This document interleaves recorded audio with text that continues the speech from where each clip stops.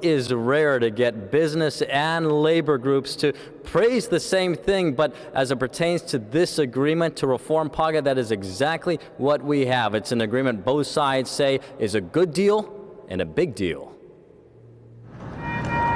Deal reached. Governor Gavin Newsom announcing he brokered an agreement between business and labor groups to reform the Private Attorneys General Act, also known as PAGA. Thank you.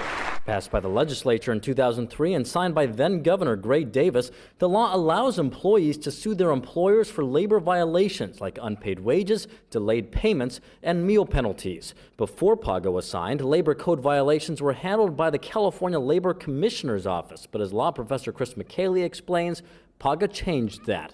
The reason? The Department of Labor was too short-staffed to address all of the alleged violations of the labor code.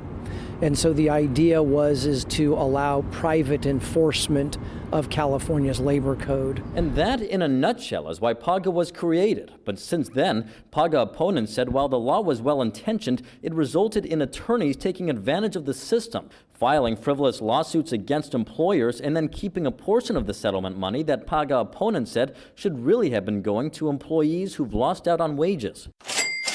And that's why PAGA opponents said they qualified a measure for the upcoming November ballot to repeal PAGA. But following weeks-long negotiations orchestrated by Governor Gavin Newsom between the Fix PAGA Coalition, business groups, and labor groups, an agreement has now been reached to remove the PAGA repeal ballot measure in exchange for a plan to reform PAGA. Included in that deal, a rule to limit penalties on employers accused of violations if they quickly take steps to fix policies and practices. The deal will also result in workers receiving 35% of the penalties paid out by their employer, which represents a 10% increase from what was previously in place. Finally, the deal includes court injunctive relief, which in essence requires businesses to enact or stop certain policies. Business and labor groups both praising the agreement. We're happy it's been resolved, and we think it's been resolved in a way that is good for workers. It has all the components that we were looking for. So we're really pleased with how things came out. Employees deserve to be properly paid. No one disputes that, including all the employers in our coalition. But we want to make sure that the result of that isn't some kind of shakedown lawsuit. The deal also allows the state to expedite the hiring of more workers to address labor violation claims. In a statement, the governor said the deal will, quote, bring needed improvements to the system. This proposal maintains strong protections for workers, provides incentives for businesses to comply with labor laws, and reduces litigation. We think it's always a good thing when businesses cure and fix their labor law violations and don't do it again, so there aren't more victims. The significance here is the fact that the governor, legislative leaders, labor, and the business community all came together and really fixed PAGA, and that's a tremendous achievement for all involved.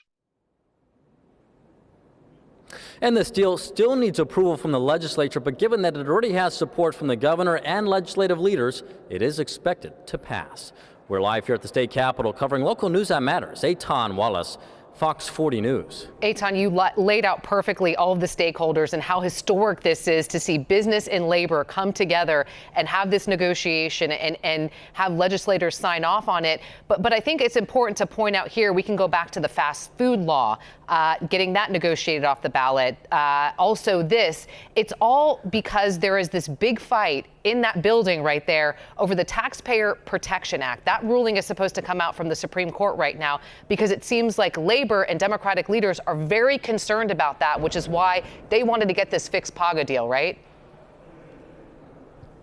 That is an excellent analysis, totally spot on, Nikki. And yes, just so the viewers, just to remind them a little bit about that, well, that act, that would really make it a lot tougher for politicians to increase taxes. It would require most state and local new taxes and tax increases to go back for the voters. The voters would have to increase, or would have to approve, rather, an increase in a new tax every single time politicians want to do it. Well, Governor Gavin Newsom and Democrats in the legislature are opposed to that. They are trying to sue to get that off the ballot measure. It's in the Supreme Court right now. As Nikki said, we should expect that in the coming days. So yes, that definitely has to do with all this. A lot of negotiations happening right now between labor, between business groups, and that is just one of the many things we're seeing right here in the Capitol. We should expect a ruling from the Supreme Court as to whether that can stay on the ballot or whether it will be kicked off the ballot. That should be just in the coming days. So this is just the beginning of what could be a dramatic election season to come. Nikki.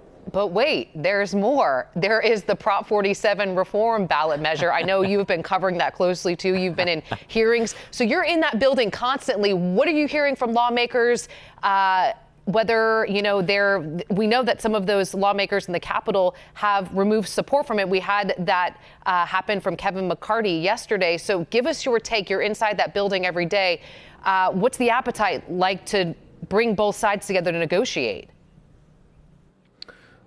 Yes, that's a great point. Well, Kevin McCarthy, right, Democrat, who's also running for mayor of Sacramento, he polled his support for those package of bills with these proposed amendments that in essence say these retail theft bills that they are trying to promote, that were bipartisan, saying that these retail theft bills will be, at least some of them, canceled if that measure to reform Prop 47 is passed by voters this November. Kevin McCarthy, the latest Democrat to poll his support. Esmeralda Soria, Assemblymember Democrat of Fresno. She's also now withdrawing her name as one of the lead authors of one of those bills.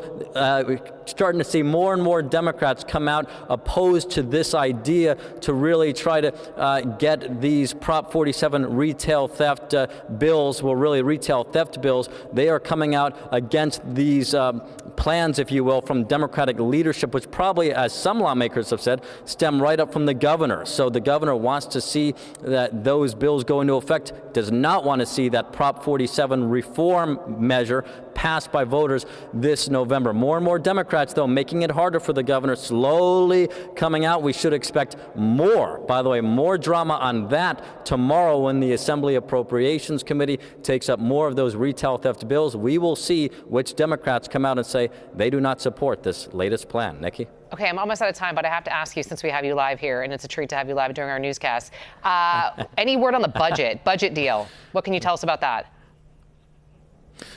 Oh, yeah, well, the word on the budget, and this comes really from the governor's office, this is going to come any day now.